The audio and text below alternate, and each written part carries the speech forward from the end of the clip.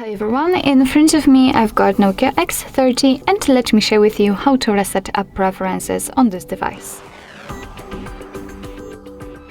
So first of all, let's open the settings and here we have to find the apps. So as you can see, it should be on the third position. Now we have to tap on see all 38 apps, of course 38 in my case, and now tap on the three dots icon in the right upper corner.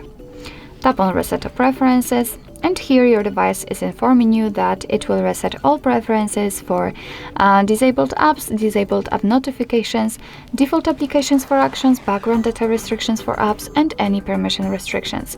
What's more, no worries, you won't lose any app data, so simply tap on reset apps. And basically that's all. This is how to reset app preferences in your Nokia X30.